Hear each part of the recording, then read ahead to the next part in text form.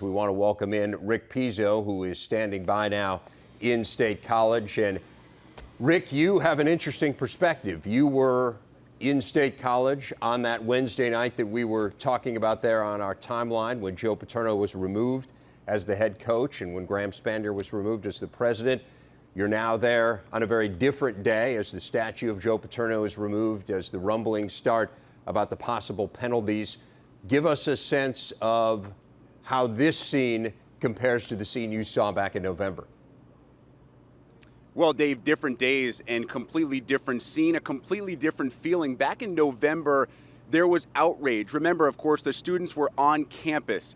It was fresh in their minds. They didn't want to believe that some of the reports that had come out about Jerry Sandusky and certainly about Joe Paterno were true. Now that the free report has been released, the scene today much more a case of inevitability for the 24 or so folks that are gathered here.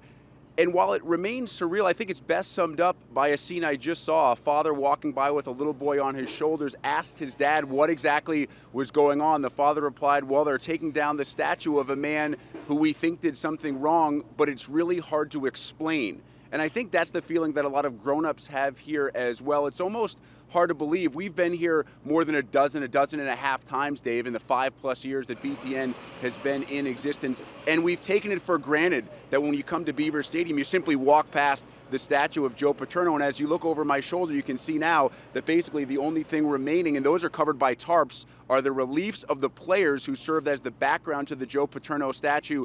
Those are now being removed. So the cheers that we're used to here on Porter Road on a Saturday afternoon during football season, replaced by the grind of circular saws as they start to finish up the removal of this Joe Paterno statue. So a different day, a completely different scene, and a different feeling from those folks who are here on hand. Yeah, Rick, it was interesting just to watch as the feed came down from State College and to see them prying the letters off with a crowbar, you know, the Joseph Vincent Paterno, and again, the description of what he had accomplished at Penn State.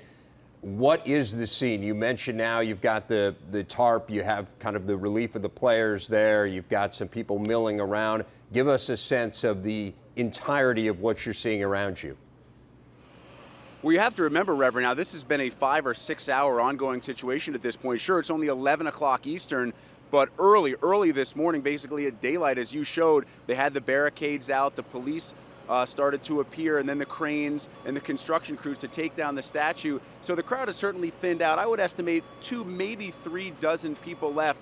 But I think with the weight of what's happening tomorrow morning, all of these folks here are well aware that the NCAA is going to rule tomorrow morning, and most of them, or at least a couple that I talked to on my way in, did remark that they understand, as you mentioned, that, quote, unprecedented penalties could be coming. So I think this almost serves for them as a preamble, as an appetizer, if you will, to the main course of what's going to be happening tomorrow morning. So while I think this is important to a lot of people, I think right now with the NCAA's announcement of those penalties coming up in less than 24 hours, most of the focus here in State College has turned to that announcement rather than the removal of this statue.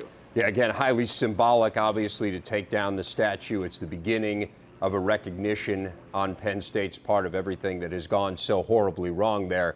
But as you say, the big news, it seems, now will come on Monday and will come from Indianapolis. Rick Pizzo live in State College. Thanks a lot, Rick.